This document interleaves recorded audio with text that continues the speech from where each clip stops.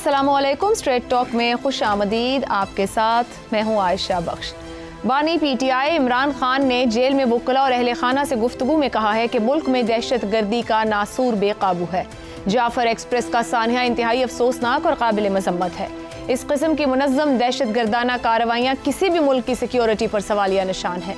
दहशत गर्दी के वाक़यात में फौजी और सिविलियंस की कीमती जानों का ज़िया का जितना दुख हमें है किसी को नहीं हो सकता, क्योंकि तहरीक इंसाफ वो वाहिद सियासी जमात है जिससे तमाम सूबों की अक्सरियत जुड़ी है। इमरान खान ने कहा कि तहरीक इंसाफ की जानिब से नेशनल सिक्योरिटी कमेटी के बॉयकॉट का फैसला बिल्कुल दुरुस्त है।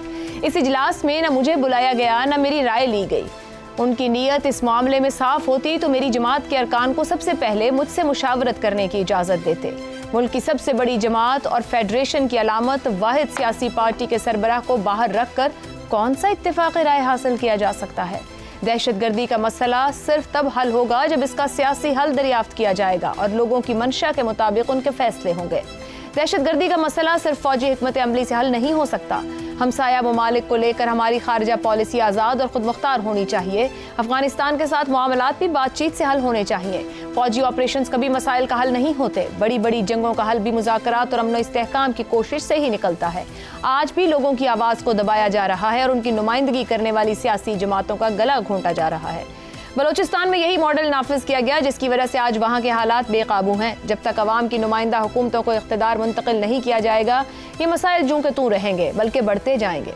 इमरान खान की गुफ्तगू से ये सवाल जन्म ले रहा है कि दहशत गर्दी के खिलाफ फौजी ऑपरेशंस की मुखालिफत करके क्या इमरान खान दहशत गर्दी के खिलाफ बयानिए को फिर से कन्फ्यूज कर रहे हैं।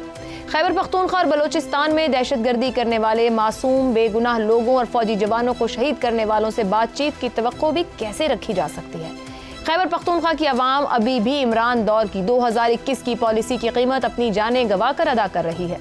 अगर बिलावल अफगानिस्तान नहीं गए तो आपके दौर में साबिक DGISI जनरल फैज हमीद तो काबुल का दौरा कर आए थे। क्या नतीजा निकला उस दौरे का? आज बलोचिस्तान की सियासी महरूमी का जिक्र करके क्या इमरान खान भूल गए हैं कि उनकी पार्टी को धांधली से जितवाने के लिए बलोचिस्तान में क्या क्या कुछ किया गया? क्या इमरान खान के नजदीक कासिम सूरी बलोचिस्तान के हकीकी सियासी नुमाइंदे थे? इमरान खान को कुछ याद हो या ना याद हो, बाशऊर पाकिस्तानियों को ये सब कुछ याद है। इस बयान का मतलब क्या है? गुज़िश्ता रोज नेशनल सिक्योरिटी कमेटी में जो फैसले किए गए, जो आगे बढ़ने का रास्ता तय किया गया, इमरान खान अपने बयानिए से क्या कंफ्यूजन क्रिएट करने की कोशिश कर रहे हैं, इसी पर गुफ्तगू रहेगी। पैनल में हमारे साथ हैं शहजाद चौधरी, ज़ैगम खान, रजा रूमी और इफ्तिखार अहमद साहब। प्रोग्राम का सवाल आप सभी के लिए। नेशनल सिक्योरिटी कमेटी के बॉयकॉट का फैसला बिल्कुल दुरुस्त। दहशत गर्दी के खिलाफ फौजी ऑपरेशंस की मुखालिफत। इमरान खान एक मरतबा फिर दहशत गर्दी के खिलाफ बयानिए पर कंफ्यूजन पैदा कर रहे हैं। ज़ैगम खान साहब, क्या वाकई कंफ्यूजन पैदा कर रहे हैं? तो क्यों कर रहे हैं? ऊपर मैंने बलूचिस्तान का भी हवाला भी दिया, वहाँ से कासिम सूरी हो या सादिक संजरानी जैसे किरदार रहे हों। 2018 से 22 में क्या बलूचिस्तान की महरूमियाँ दूर कर दी गई थी? क्यों कर रहे हैं खान साहब ये, या कह रहे हैं ऐसा? जो क्यों कर रहे हैं इसका जवाब तो आयशा मैंने कल भी आपको दिया था। इमरान खान साहब की कंसिस्टेंट पॉलिसी है और आज से नहीं है, साल हर साल से है, 15-20 साल से है कि तालिबान को नाराज़ नहीं करना। पहले तो उनकी पॉलिसी ये थी कि किसी मौलवी को, उलमा को नाराज़ नहीं करना क्योंकि उनकी अपनी कमज़ोरियाँ थी। फिर तालिबान को नाराज़ नहीं करना, किसी सूरत में नाराज़ नहीं करना क्योंकि उसकी वजह से नुकसान हो सकता है, उनकी अपनी ज़िंदगी को ख़तरा हो सकता है, उनकी पार्टी को ख़तरा हो सकता है और इसका उन्हें फ़ायदा भी हुआ। मैंने अर्ज़ किया था 2013 के इलेक्शन में PTI ने इस बात का बेतहाशा फ़ायदा उठाया। ज़ैगम साहब, मगर यहाँ बलूचिस्तान का भी तो एक हवाला मौजूद है ना, वो उस पर जो पॉइंट ऑफ व्यू ले रहे हैं। जी देखिए, बलूचिस्तान का भी वैसा ही मामला है कि बलूचिस्तान के बारे में भी उनमें सेंस ऑफ क्लैरिटी जो है उसकी कमी है। अब देखिए, हज़रत ईसा ने ये कहा था कि जब कोई तुम्हें एक थप्पड़ मारे तो दूसरा गाल उसके सामने कर दो। हमें तो ये नहीं बताया गया, हमें तो यही बताया गया है कि जब कोई थप्पड़ मारे तो उसको थप्पड़ मारो ताकि तुम्हें वो लंबा ना डाल ले, तुम्हारी ठुकाइयाँ ना कर दे, तुम्हें मार ना डाले। आप डेटरेंस क्रिएट करो और रियासतें तो हमेशा करती हैं। हज़रत ईसा अलैहिस्सलाम को मानने वाली भी रियासतें यही करती हैं। ज़रा उनको थप्पड़ मार के देखें ना, थप्पड़ मारना तो दूर की बात है, ज़रा उनकी चूंटी तो काट के देखें ना। और जो वो फरमा रहे हैं कि इनके साथ मुज़ाकरात करें, जंग मसले का हल नहीं है, जंग तो वाकई मसले का हल नहीं है, लेकिन क्या ये जंग हम कर रहे हैं, ये हम पे मुसल्लत की जा रही है? और जब जंग मुसल्लत की जा रही है तो हम क्या करें? इजाज़त दें इन लोगों को कि ये आएँ, हमारे बच्चों को ज़िबा करें, कत्ल करें, बमों से उड़ाएं, मस्जिदों को बमों से उड़ाएं, हमारे कितने उलमा को वो शहीद कर रहे हैं, स्कूलों को उड़ा रहे हैं, उनको खुली छुट्टी दे दें। ऑपरेशन ना करें तो क्या करें? क्या ये ऑपरेशन करना कोई ख्वाहिश है? हम तो अपनी तरफ से इस मामले को ख़त्म कर बैठे थे।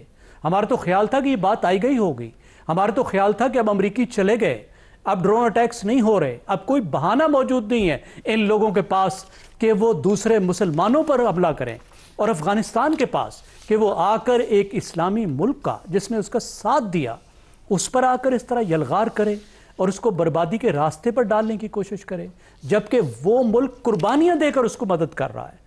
कौन सी कुर्बानियां जो हमने नहीं दी? इन्हीं 2-3 साल में देख लीजिए, खुली छुट्टी $7 बिलियन स्मगल करने की हर साल, बेहतरीन ट्रेड कंसेशंस, लोगों के आने और जाने की इजाज़त, दुनिया का सबसे खुला बॉर्डर, दुनिया भर में उनकी वकालत करते फिर रहे हैं, और वो हमारे साथ ये कर रहे हैं। क्या अफगानों से बात नहीं की? 2 साल तक जरगागिरी की है। ज़ैगम साहब, कतई कलामी की माजरत फिर इस सूरत हाल का तो सबसे बेहतरीन अंदाजा पीटीआई को ही होना चाहिए, क्योंकि वह उनका तीसरा दौरे हुकूमत है। ऊपर नीचे आते जाते हालात, और ये जो आप मिनट बाय मिनट बता रहे हैं कि किस तरीके से फैसिलिटेट किया जाता रहा है, क्या उनको अंदाजा नहीं है कि हम किस मुश्किल में जा रहे हैं अपने इस बॉर्डर को अनसिक्योर करके? पीटीआई आम तो खाना चाहती है लेकिन दाम नहीं देना चाहती। 2014 के बाद जो ऑपरेशंस हुए थे उसका सबसे बड़ा फ़ायदा पीटीआई ने उठाया था, क्योंकि वहाँ की जो गवर्नमेंट है उसने ये दावा किया था कि हमारी वजह से अमन हो गया, जबकि उन्होंने ऑपरेशंस की कोई ऐसी सपोर्ट भी नहीं की थी। वो उनके साथ बात करने के हक़ में थे। उसके बाद भी वो कह रहे थे कि दफ्तर खोलो, और वो कहते हैं कि मुज़ाकरात की वजह से अफ़गानिस्तान का मसला हल हुआ। क्या जिस तरह से अमेरिका ने अफ़गानिस्तान में मुज़ाकरात का मसला हल किया है, क्या पाकिस्तान उस तरह से मसला हल करे? अफ़गानिस्तान तो छोड़कर चला गया, हम कहाँ छोड़कर जाएंगे? क्या हम भी अपना मुल्क उनको हवाले करें और किस मुल्क में जाएं हम? ठीक हो गया, हमने तो इधर ही रहना है। कैसे ये मसला हल होगा? वो मेरा ख्याल है वो समझते हैं इस बात को, लेकिन इस बात की कीमत नहीं देना चाहते। वो ये नहीं चाहते कि किसी सूरत में वो टारगेट बने। वो ओनरशिप नहीं लेंगे, कभी ओनरशिप नहीं लेंगे, कभी सपोर्ट नहीं करेंगे, लेकिन मेरा ख्याल है वो रेजिस्ट भी नहीं करेंगे, सियासी फ़ायदा भी उठाएंगे और कोई कीमत भी नहीं देंगे। दुरुस्त हो गया। इफ्तिखार साहब, जो ज़ैगम साहब बात करें, हमारे सामने 2014 से 18 देखें, 18 से फिर हम 21 देखें जब फैसला किया, और आज हम 25 में खड़े हैं। सिक्योरिटी के हमें मसाइल दरपेश हैं, इसके बावजूद कि हमने बड़े बड़े फैसले कर लिए। केपी में फितना और खवारिज बलूचिस्तान में कौमी सलामती को चैलेंज कर रहे हैं, बेगुनाह लोगों की जानें ले रहे हैं। ऑपरेशन ना किए जाएं तो क्या किए जाएं? इमरान खान जो कह रहे हैं, क्या मुतबादिल उनके पास ऑप्शन मौजूद है, या वो क्यों इस बयानिए में कंफ्यूजन डालने की कोशिश कर रहे हैं क्रॉस पाकिस्तान? इसलिए कि वो खुद कंफ्यूज हैं। मतलब क्यों कंफ्यूज हो गए सर? साबिक वजीर आजम है, साबिक वजीर आजम अगर हो जाए कोई आदमी तो कंफ्यूज नहीं हो सकता वो। मगर सर जिस लेवल पर आप किसने लिखा है, आपको किस किताब में लिखा गया है कि दुनिया के जो साबिक वज़ीर आज़म होते हैं वो कंफ्यूज नहीं होते, बड़े आए और बड़े गए? ये क्या बात हुई? असल में वो चाहता ही नहीं है कि पाकिस्तान के अंदर सुकून आए। वो पाकिस्तान को एक कमज़ोर रियासत की शक्ल में ही देखना चाहता है, तावक्ते कि उसको लाके इक़्तिदार न दे दिया जाए। तो ऐसा हो नहीं सकता। अब कल जो कुछ भी हुआ वो कितना अफसोसनाक है। पार्लियामेंट की मेंबरी है और इसके बावजूद आप पार्लियामेंट में नहीं गए। छोड़ दें पार्लियामेंट को, पार्लियामेंट से बाहर आ जाए। ये जो तक जाते हैं रोज़ मिलने के लिए और मशावरत करने के लिए जेल में, तो पार्लियामेंट का इजलास में जाने की बजाय मशावरत ही करा करें और पार्लियामेंट की सीटें खाली करें, वहाँ पे इलेक्शन हो और लोग अपने नए नुमाइंदे मुंतखब करें जो संजीदगी के साथ पाकिस्तान के मुस्तकबिल के बारे में पॉजिटिव सोच रखते हों। इस नफ़ी सोच के साथ, इस मनफी अप्रोच के साथ पाकिस्तान के मसाइल हल नहीं होंगे, ख़राबी होगी। और एक मैं बात आपको और बता दूं, कोई फ़ौजी ऑपरेशन कहीं भी नहीं हो रहा, कोई फ़ौजी ऑपरेशन कहीं भी नहीं हो रहा। ज़ैगम साहब ने सही कहा, जब वो मारने आते हैं तो क्या आगे से रजिस्ट भी ना किया जाए? अगर वो घर पे हमला कर दें तो घर जिस पे हमला हो वो घर वाले अपने बका की जंग भी ना लड़ें? या तो ये साबित कर रहा है ना, ये जो आदमी तकरीरें कर रहा है जेल में बैठ के, कि कोई भी फौजी ऑपरेशन हो रहा है, ऑपरेशन हो रहे हैं आईबीडी के ऊपर, इंटेलिजेंस बेस्ड ऑपरेशन जो है उसमें हो रहे हैं। साफ ज़ाहिर है कि अगर कहीं से ये पता लगेगा कि यहाँ पे बैठे लोग पाकिस्तान के ख़िलाफ़, पाकिस्तान के फ़ौज के ख़िलाफ़, पाकिस्तान के अवाम के ख़िलाफ़ साजिश कर रहे हैं, तो हर कानून उनको इजाज़त देता है कि उनको जाके निपटा जाए और उनका मुकाबला किया जाए।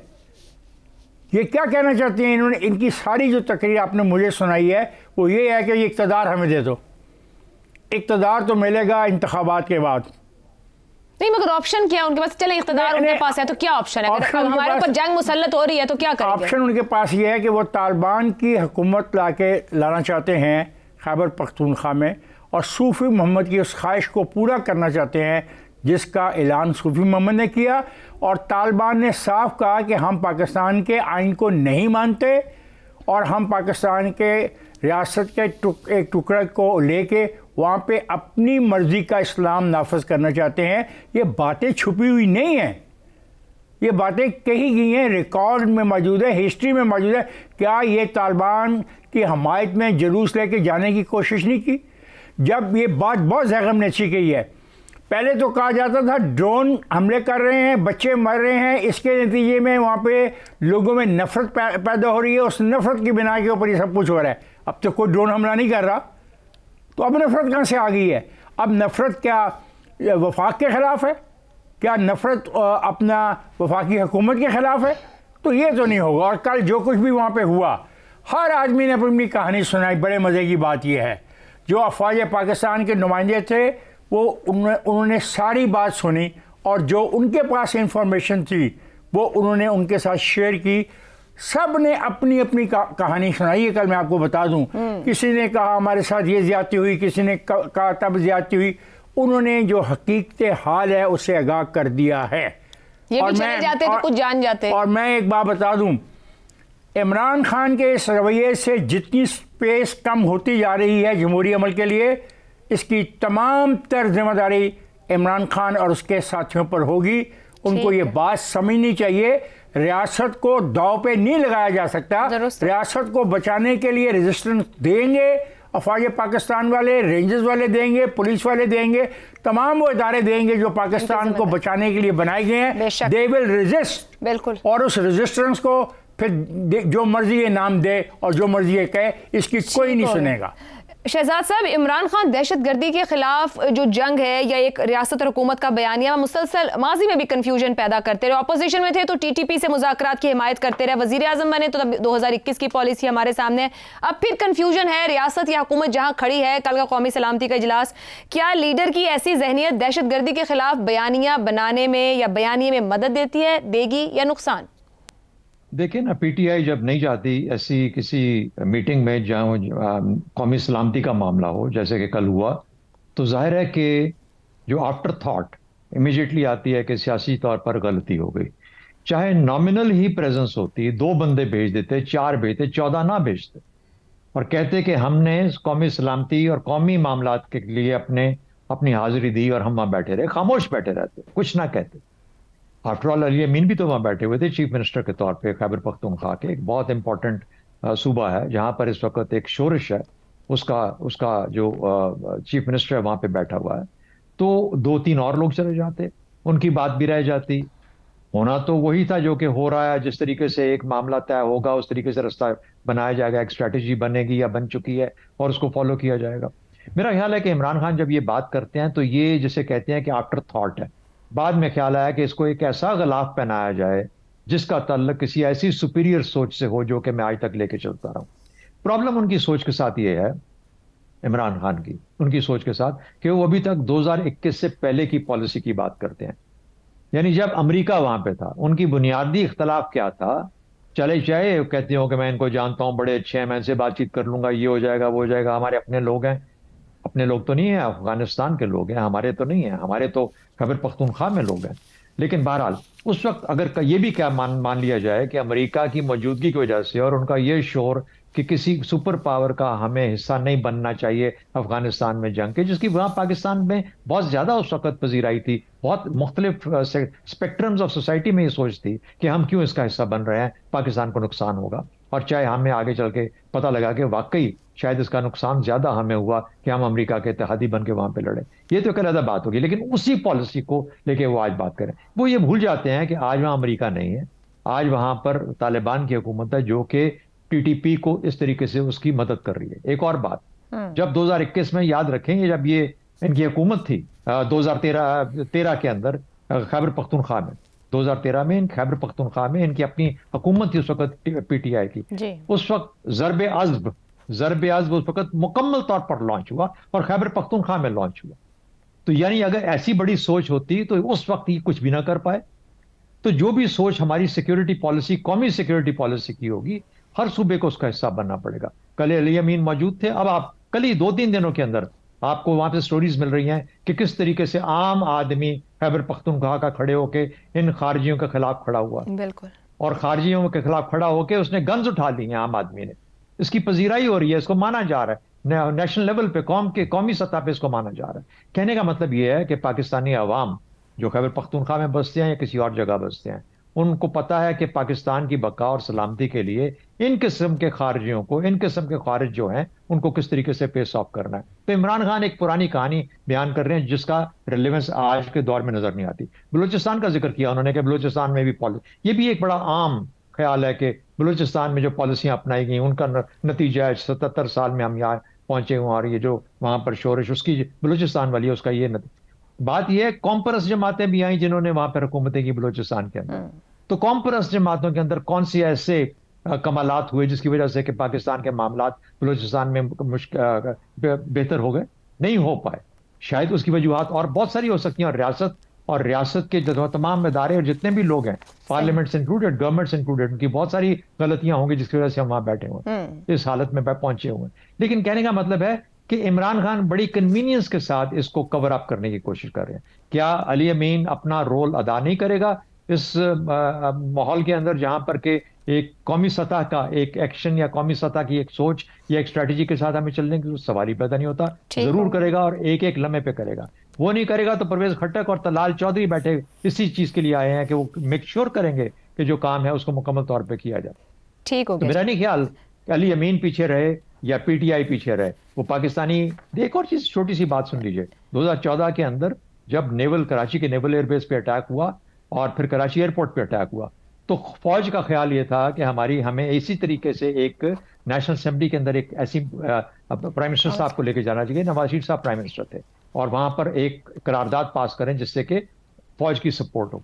वो जब गए लेके तो उन्हीं के साथियों ने उनको मशवरा दिया कि नहीं, हमें बातचीत का दरवाजा खुला रखना चाहिए। ठीक हो। सियासी हुकूमतें ऐसे अमल करती हैं बिल्कुल। लेकिन जब इतना सबक मिल जाए, और अब आप 2024 में बैठे हैं, 25 में बैठे हैं, और आपने सब कुछ सहा लिया और देख लिया, तो फिर आपको समझ लेना चाहिए कि अब अमेरिका वहां पे नहीं है जिसकी वजह से मामला जिसके ऊपर आप स्टैंड ले सकते हैं। आपको आज के जो आवारिस हैं उसके हिसाब से अपने मामलात को लेकर चलना पड़ेगा। दुरुस्त हो गया। रज़ा रूमी साहब, क्या इतना कन्वीनियंट है इमरान खान के लिए कि रियासत एक पॉलिसी ले रही है, बलूचिस्तान, खैबर पख्तूनख्वा या क्रॉस मुल्क में दहशतगर्दी के मामले को देखो, रियासती बयानिए पर जो रद्द अमल दे रहे हैं, क्या सीख नहीं पा रहे, या 2021 में अब तक खड़े हैं, या फिर हमेशा की तरह बयानियों को तोड़ने मरोड़ने के माहिर हैं कि मर्जी से यू टर्न लेते रहे अपने सियासी और जाती फायदे के लिए?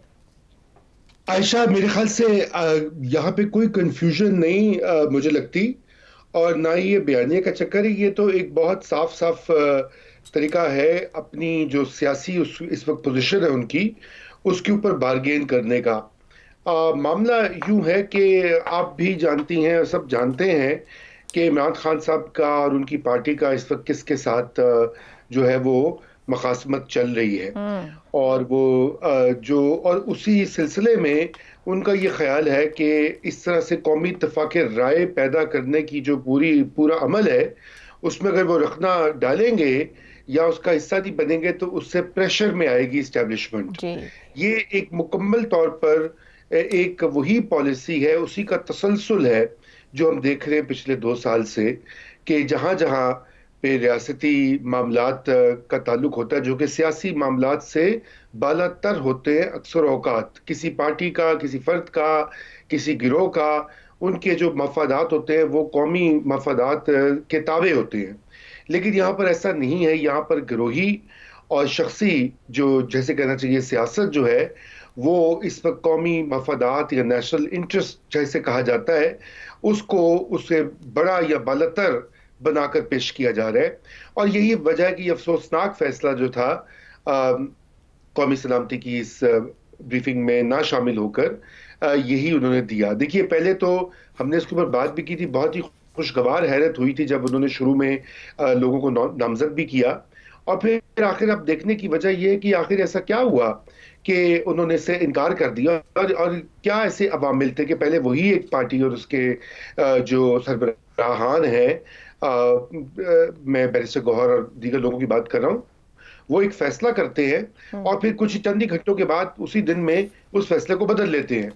क्या ऐसा प्रेशर उनके पार्टी के अंदर, पार्टी से बाहर? इमरान खान का वो ये भी इमरान खान से तो शायद उनकी मुलाकात का वो तकाजा कर रहे थे और वो मुलाकात नहीं हो रही थी। असल में मामला ये कि पाकिस्तान तहरीक इंसाफ कुछ अपनी ही जो उनका बयानिया जिसके आप जिक्र कर रही हैं, एक हार्ड लाइन जो उन्होंने ली हुई है उसकी असीर भी हो गई, क्योंकि उनके बहुत से सपोर्टर्स जो हैं उन्होंने बाकायदा इसके ऊपर एक ट्रेंड चलाया सोशल मीडिया के ऊपर, और उसमें बहुत सारे ऐसे कुछ सहाफ़ी भी हैं, कुछ सियासी कारकुन भी हैं, और उन्होंने ये कहा कि ये तो एक तरह से इमरान खान के साथ गद्दारी होगी कि अगर आप रियासत का सोचेंगे। अब देखिए ना, ये इस तरह की सोच भी जो है बहुत ही नापुख्ता सियासत की का मज़हर है, और इस वक्त जो मैं समझता हूँ कि ये एक मसला है, इसको हैंडल करना पड़ेगा और इनको किसी ना किसी पॉइंट के ऊपर एक मेज पर आना भी पड़ेगा और उनको लाना भी पड़ेगा, और उसके लिए भी कुछ ऐसी जो हिकमत अमली मुरतब होनी चाहिए हुकूमत की तरफ से कि वो डायलॉग जो है और उसमें पीटीआई को लेकर आए। अगरचे कि हम उन पर तनकीद कर रहे हैं इस वक्त, लेकिन कौमी मफाद में जरूरत है कि वो लोग जो इस तरह से एक्ट भी कर रहे हैं या अपने शख्सी या गिरोही मफादात को ऊपर रख रहे हैं, उनको भी जो है रास्ते पे लाया जाए, सरात मुस्तकीम पर।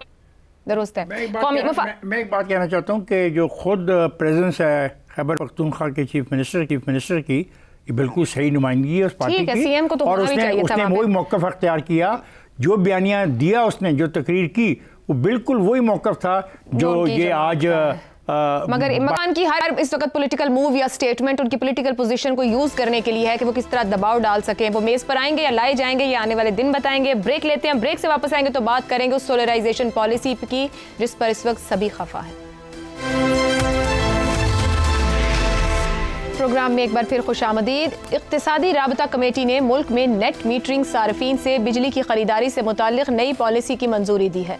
नई पॉलिसी के मुताबिक अब सार्फिन से बिजली का एक यूनिट 27 रुपए के बजाय सिर्फ 10 रुपए में खरीदा जाएगा। विफाकी हुकूमत की जानिब से नेट मीटरिंग पॉलिसी में तब्दीली की मंजूरी देते हुए कहा गया है कि नेट मीटरिंग सार्फिन की वजह से मुल्क में बिजली खरीद कर इस्तेमाल करने वाले आम सार्फिन पर इजाफी माशी बोझ पड़ा है, जिसकी वजह से पॉलिसी में तब्दीली की गई है। हुकूमत सार्फिन को तकरीबन 60 रुपए फी यूनिट बिजली फरोख्त कर रही है, मगर वही हुकूमत वही यूनिट सोलर सार्फिन से अब खरीदेगी सिर्फ 10 रुपए में। पॉलिसी में तब्दीली के बाद सोलर पैनल्स की कीमतों में बड़ी कमी सामने आई है। Chambers of commerce and industry ने हुकूमत की नई सोलर पॉलिसी को मुस्तरद करते हुए पुरानी सोलर पॉलिसी बहाल करने का मुतालबा किया है। गुज़िश्ता कुछ बरसों के दौरान लोड शेडिंग और बिजली की कीमतों में बेतहाशा इजाफे के बाद घरों, दफातर और बिल्डिंग्स पर सोलर पैनल नस्ब करके अपनी ज़रूरत की बिजली पैदा करने के रुझान में इजाफा देखा गया है, जिसके बायस मुल्क में नेट मीटरिंग सार्फिन की तादाद में भी तेजी से इजाफा हुआ। इमरान खान के दौरे हुकूमत में सोलर पैनल्स पर 17% टैक्स आयद किया गया। अप्रैल 2022 में वजीर आजम शहबाज शरीफ ने सोलर पैनल्स पर 17% ड्यूटी को फौरी तौर पर खत्म करते हुए सोलर पैनल को हर घर की जरूरत करार दिया, मगर आज उसी शहबाज शरीफ के दौर में सोलर सार्फिन के लिए मुश्किलात पैदा की जा रही हैं। अवाम जो इस कदर महंगी बिजली अफोर्ड करने से कासिर हैं, वो किसी न किसी तरह खरीद कर ये किस्तों पर सोलर सिस्टम इंस्टॉल करवाते हैं और ना सिर्फ खुद सस्ती बिजली इस्तेमाल करते हैं, बल्कि हुकूमत को इजाफी यूनिट्स इंतहाई सस्ते रेट पर देते हैं। बजाय ये कि हुकूमत उनके लिए आसानी पैदा करे, उल्टा उनको मजीद परेशान कर रही है। ऐसे में अहम सवाल यह है कि आए रोज पॉलिसीज में तब्दीलियां करके हुकूमत सोलर एनर्जी की हौसला शिकनी क्यों कर रही है? सवाल ये भी है कि क्या आम सार्फिन को नेट मीटरिंग से ज्यादा नुकसान पहुंच रहा है या फिर IPPs मुआहिदों और अरबों रुपए की बिजली चोरी से। और सबसे अहम ये कि हुकूमत की जानिब से ग्रीन एनर्जी के इक़दाम पर जोर तो दिया जा रहा है। 2030 तक काबिल तजदीद तवानाई को मजमू की ज़रूरियात में 50% तक करने का हदफ भी रखा गया है।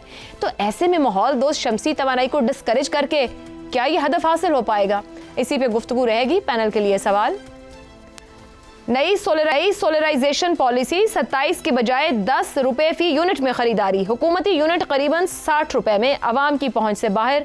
हुकूमत सोलर सार्फिन की हौसला शिकनी क्यों कर रही है? इफ्तिखार साहब, क्या हुकूमत हर वक्त अवाम की जेब से निकालने को क्यों तैयार है बैठी है? मुझे इस बात पे आपने बहुत अच्छी बात की है। एक ज़माना था कि हमारे जो माहिरीन हैं जो इस मुल्क को चलाते हैं, इसकी पॉलिसियाँ बनाते हैं, उन्होंने लोगों को कहा, लोगों तुम अपनी गाड़ियों में गैस डलवा लो और गैस पे गाड़ियाँ चलाओ। बड़ी खुशी हुई जनाब, गैस पे गाड़ियाँ चलेंगी, सस्ती चलेंगी।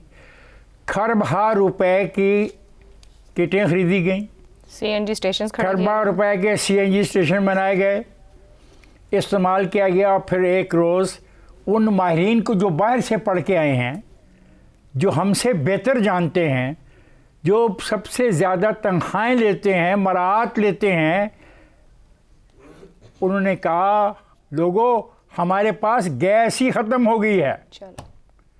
वो खरबों रुपया रद्दियों की टोकरी में चला गया। ऐसे लोगों को सज़ा मिलनी चाहिए। ये सोलर वाले मामले में ये बात जो कही आयशा ने, बड़ी इंपॉर्टेंट है। दो बातें हैं, एक हुकूमत ने टैक्स लगाया, एक हुकूमत ने आगे का टैक्स ख़त्म कर देते। मुझ जैसी आदमी को जो गांव में रहता है, जो ज़्यादा पढ़ा लिखा नहीं है, उसने कहा कि यार ये तो सस्ते हो गए हैं, तो मैं भी चलो 2-4 ख़रीद के लगा के अपने ट्यूबवेल को चलाने के लिए ले लेता हूँ, सस्ता हो गया। मैंने कर दिया काम शुरू। फिर इन माहिरीन को ख्याल आया कि यार ये क्या हो रहा है, हमारी महंगी बिजली कोई नहीं खरीद रहा, हमारी सस्ती बिजली कैसे अफोर्ड कर लेंगे? नहीं, हमारी महंगी बिजली कोई नहीं खरीद रहा और ये बिजली खुद पैदा करने लग गए हैं। तो इनकी बिजली पैदा करने से जो हमारी बिजली की पैदावार है वो कौन खरीदेगा? तो मेरे दोस्तों, तुम माहिरीन थे, ये तुम्हें सोचना चाहिए था, तुमने हमें फंसा लिया। और अब तुम एक रियासती अदारे को, क्या मैं लफ्ज़ इस्तेमाल करूं, बदमाशी के लिए इस्तेमाल करना चाहते हो। ठीक हो गया। यानी कि आप हमसे तो 10 रुपए की लोगे और 60 रुपए में बेचोगे, और 60 में बेचोगे। कसूर मेरा बता दो क्या है? यानी अगर मैंने कोई जुर्म किया है, आपकी पॉलिसी बनाने वाले पॉलिसी समझ के नहीं बना रहे हैं, आपका कसूर है। तमाम पॉलिसियां वो सुई गैस जिससे के जाया की, वो भी और ये भी हम आना नहीं देंगे। क्या कर लोगे? फिर लोग रिवोल्ट करेंगे ना, लोग रेजिस्ट करेंगे, लोग तुम्हारी बात नहीं मानेंगे। दुरुस्त है। और फिर कहोगे कि ज्यादती हो गई। शहजाद साहब, पेरिस मुआहिदा क्लीन एंड ग्रीन एनर्जी का हदफ है। पंजाब समेत मुल्क भर में माहौल दोस्त इक़दामात के ऐलानात हो रहे हैं। तो फिर ये माहौल दोस्त शमसी तवानाई की हौसला शिकनी करना वाकई अक्लमंदी का मुजाहिरा किया जा रहा है हुकूमत की तरफ से? ना ना ना, बिल्कुल नहीं। बीमारी असल में बहुत गहरी है, बहुत गहरी है। जब ये लोड शेडिंग का हवा शुरू हुआ तो आपको याद होगा 2008 के बाद सबसे पहला जो नारा लगाया गया वो रेंटल पावर प्लांट का था, बल्कि किसी एक का नाम भी इस किस्म का नाम डाल दिया गया। वो वहां से कहानी शुरू होती है। फिर हमने उसके बाद फिर एक हुकूमत आई, उसने इंडिपेंडेंट पावर प्लांट IPPs का नारा लगा दिया। फिर CPEC के साथ 28 आ गए पावर प्लांट, और चीन वालों ने कहा CPEC लगाएंगे लेकिन ये भी लो जो हम रिटायर कर रहे हैं, वरना फिर हम तुम्हें CPEC नहीं देंगे। ये सब कुछ हो चुका है इसके अंदर। एक मुल्क जिसकी कैपेसिटी 28,000 मेगावाट कैरी करने की है, इस्तेमाल भी तकरीबन हाईएस्ट लेवल के ऊपर जाके 28,000 मेगावाट, आज उसकी कैपेसिटी बिजली पैदा करने की 45,000 मेगावाट। और कीमत कहां से कहां चलेगी, क्योंकि लाइन लॉसेस को हम मुकम्मल तौर पे खत्म नहीं, बल्कि लाइन लॉसेस ही क्या, लोग पैसे ही नहीं देते। ऐसे ऐसे ग्रिड स्टेशन है जहां पर मुकम्मल के मुकम्मल ग्रिड स्टेशन 10% रिकवरी है वहां पे। तो जब इनकी अपनी कमजोरियां होंगी तो लोगों ने फिर कहा इस लोड शेडिंग और इस किस्म की अनरिलायबल ग्रिड के ऊपर से अपने आप को आजाद करो और सोलर ला चले जाओ। फिर क्लीन और ग्रीन एनर्जी का भी बड़ा वहां पर शोर था, विंड मिल लगेंगे, सोलर लगेगा। तो अब उसके बाद वो भी किया, कैप्टिव पावर प्लांट्स भी बना दिए इंडस्ट्री के पास। उसके बाद कहा कि बिजली खरीदने वाले लोग नहीं रह गए, बिजली पैदा कितनी ज्यादा हो रही है, और अभी और भी लगते जा रहे हैं, अभी और भी लगते जा रहे हैं। मजे की बात आप करो, कम से कम 4-5 हजार मेगावाट इन लाइन है जो भी और बनेगा। तो आपके मुल्क का ये हाल हो गया। अब करना क्या है ये सवाल, ये तो सबको पता है। असल में ये सवाल इस तरीके से मामले को देखना चाहिए कि अब बिजली तो जो है सो है, रेजिडेंशियल या जो डोमेस्टिक कंज्यूमर है उसको तो कम से कम ये सहूलत दो कि वो अपनी सोलर विंड मिल जो सस्ती एनर्जी है उसको इस्तेमाल कर सके जहां पे भी है, जरूरी है उसके लिए। जो आपके इंडस्ट्रियल कंज्यूमर है उसको अब जो आप महंगी बिजली पैदा करते हो, वो गैस से भी पैदा करता है, कैप्टिव पावर प्लांट से भी पैदा करता है। पॉलिसी का तसलसल ना होने की वजह से हर एक ने अपना अपना एक अलग तरीका बना लिया हुआ। सही। जहां पर पॉलिसी का तसलसल ना हो, बल्कि पॉलिसी इन एंटायरिटी फॉलो नहीं की गई, यानी हर हुकूमत आती है एक नई पॉलिसी बना के जाती है और करके जाती है, उसकी वजह से तसलसल नहीं होता और फिर इस वजह से मुख्तलिफ जगह के ऊपर आइलैंड्स बन जाते हैं जिस किस्म की आपकी जनरेशनल जो तरीके हैं उसके। तो जब तक आप एक पूरी मरबूत लंबी लॉन्ग टर्म पॉलिसी नहीं बनाओगे कि पाकिस्तान का एनर्जी स्ट्रक्चर क्या होगा, इसको किस तरीके से आहिस्ता आहिस्ता हमने वापस अपनी जगह पे लेके आना है, तो फिर ये मामला तो ऐसे चलते रहेंगे। ये जिसे कहते हैं ना कि ये सरप्राइजेस आपके लिए आती रहेंगी जिसमें इंसान जो आम आदमी है। मगर यहाँ तो शहबाज साहब ने हमें 2-2.5 साल में 2 तरह के सरप्राइजेस दे दिए। एक की पॉलिसी पर ब्रेक लेते हैं, ब्रेक से वापस आएंगे तो रजा रूमी और ज़ैगम खान की राय आपके सामने रखेंगे। प्रोग्राम के आखिरी हिस्से में एक बार फिर खुशामदीद। रजा रूमी साहब, मई 2022 में पीडीएम हुकूमत शहबाज शरीफ साहब ये कह रहे थे कि सोलर हर घर की जरूरत है, सेल्स टैक्स खत्म कर दिया 17%। आज सोलर सार्फिन के लिए मसाइल खड़े कर रहे हैं नई सोलराइजेशन पॉलिसी से। तसलसल क्यों नहीं है? एक ही वजीर आजम भी तसलसल नहीं रख पा रहा अपनी पॉलिसीज में। आयशा, ना सिर्फ एक वजीर आजम तसलसल नहीं रख पा रहा, बल्कि एक ही पार्टी की 2 हुकूमतें, एक सूबाई और एक मरकजी है, उनमें भी आपस में मुताबिकत नहीं दिखाई दे रही। आपको याद है कि अभी हालिया ही महीनों में पंजाब की वजीर आला जो है उन्होंने ऐलान किया था, और पंजाब में एक पूरी स्कीम है लोगों को सोलर पैनल्स के लिए जो है छोटे कर्जे फराहम करने की। अगर एक तरफ से वो लोगों को वो कर्जे दे रहे हैं कि वो अपने घरों में सोलर जो है एनर्जी या घरों में या बिजनेसेस में उसका इंतजाम करें, और दूसरी तरफ जो मरकजी हुकूमत है उसी पार्टी की, वो उसको महंगा कर रही है, बल्कि उसको मुश्किल बना रही है। तो ये तफावत जो है, इसी तरह सिंध में भी इसी तरह की सोलर स्कीम जो है उसका भी ऐलान हुआ है।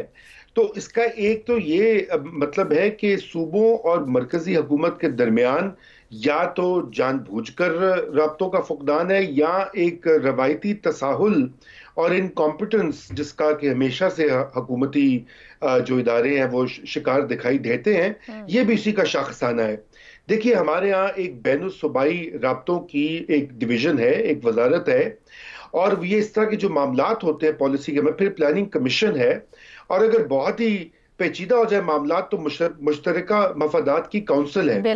वहां पर ये चीजें पेश होनी चाहिए कि अगर फेडरल गवर्नमेंट का ये समझना है कि जी जो भी उन्होंने कोई पैसे ज्यादा बनाने हैं या कम देने हैं, या वो जो है चोरी हो रही है, या पावर प्लांट्स को सपोर्ट करना है, तो फिर जो सूबों की पॉलिसी है उससे तो वो कॉन्फ्लिक्ट में ना आए।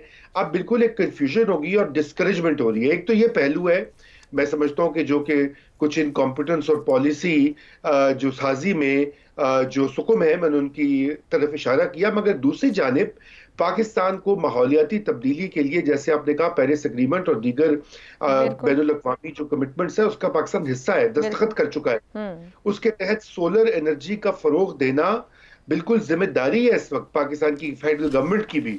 और आप देखें हमारे पड़ोसी ममालिक जो है बांग्लादेश में और जगहों पर, भारत में सोलर सिटीज बन रहे हैं, भारत में बन रहे हैं, और ये एक ऐसा ट्रेंड है कि इसके बगैर गुजारा ही नहीं है। क्लीन एनर्जी जो सस्ती भी हो और जो जिससे आम लोगों को फायदा हो, तो ये पॉलिसी बिल्कुल रिवर्स होनी चाहिए। वजीर आजम साहब को ये इसको वापस करना चाहिए और सोलर एनर्जी को फरोग देना चाहिए। साफ सी बात है जी। ठीक हो गया रजा रूमी साहब। ज़ैगम खान साहब, हुकूमत की तरफ से जो पॉइंट ऑफ व्यू है, सोलर पैनल सार्फिन की वजह से आम आदमी पर बोझ पड़ रहा है, ऑन ग्रिड सार्फिन पर बोझ पड़ रहा है, आईपीपीज के महंगे मुआहदे हो, बिजली चोरी हो, सर्कुलर डेट हो, फ्री यूनिट देना, ये सारे मामला से ज्यादा कि 2.5-3 लाख जो सारिफ खुद से इन्वेस्ट कर रहा है, ये बोझ डाल रहा है, ये कैसी पॉलिसी है? कि कसूर तो अवाम का ही होता है ना, अशराफिया का कसूर तो नहीं हो सकता, सरकार का कसूर तो नहीं हो सकता। और वो जो स्केप गोट वाली बात है ना कि यहूदी हर साल एक काली बकरी पकड़ के जंगल में भेज देते थे कि अब ये हमारे गुनाहों का कफारा है, तो किसी ने तो इनके गुनाहों का कफारा देना है ना, वो अवाम नहीं देना है। अभी ज़ैगम साहब, क्या हुकूमतें नीड ऑफ द आवर भी नहीं समझ सकती हैं? जी, नीड ऑफ द आवर ये है कि किसी की तरफ इल्ज़ाम शिफ्ट करें। उन्होंने जो ज़रूरत से ज़्यादा जो पावर प्लांट लगा दिए हैं और जिसके 900 अरब रुपए साल के कैपेसिटी चार्जेस में दे रहे हैं, ये फिर ट्रिलियन होगा और 2000 आगे 10 साल के बाद जो है 2030 तक 5 साल 10 साल बाद ये 1.5 ट्रिलियन हो जाएगा। 1500 अरब रुपया देना पड़ेगा कैपेसिटी का। और आप ये देखिए, और 50 अरब रुपए ये कह रहे हैं कि ये सोलर वाले 50 अरब रुपए खा जाते हैं, हमें इनसे बिजली खरीदनी पड़ती है 50 अरब रुपए की। वो 1000 अरब रुपए की बिजली जो बगैर इस्तेमाल के खरीद रहे हैं आइडल कैपेसिटी, वो कसूरवार नहीं है। जिसका अपनी जेब से अपनी बचत से कर्जा लेकर उधार लेकर सोलर लगवा के सस्ती बिजली दे रही है हुकूमत को। कोई भी नहीं दे रहा होगा इतनी सस्ती। जी जी, ये नहीं, आप ये देखिए कि 20% जो है बिजली वो ज़ाय हो जाती है, वो चोरी हो जाती है। सिर्फ 1% बिजली सोलर वालों से खरीदी जाती है। उस 20% की परवाह नहीं है। सारा कसूर जो है वो 1% वाले का है, उसी को पकड़ना है, उसी के साथ ज़बरदस्ती करनी है। तो ये एक स्केप गोटिंग है और एक इंतहा दर्जे की नालायकी है कि अपने मसले हल नहीं कर सकते, रिफॉर्म कर नहीं सकते, तो किसी ना किसी को, लोगों को किसी ना किसी तरफ तो लगाना है ना। क्योंकि ये चंद लाख लोग हैं तो बाकी करोड़ों को मुतमैन करने के लिए चंद लाख को इनको स्केप गोट बना दो कि ये सारे ये जो 2-2.5 लाख लोग हैं ना, इनकी वजह से तुम पर मुसीबत है। ठीक हो गया। नहीं जनाब, आप इस मुल्क के लिए मुसीबत हैं। आपकी वजह से पूरी कौम और तमाम जो लोग बिजली इस्तेमाल करते हैं वो भुगत रहे हैं और वो मुसीबत में हैं। दुरुस्त हो गया जी। हुकूमती पॉलिसीज़ में जो तसलसल आवाम के लिए सबसे बड़ा बोझ बनता जा रहा है। प्रोग्राम से इतना ही, इजाज़त दीजिए। अल्लाह हाफ़िज़।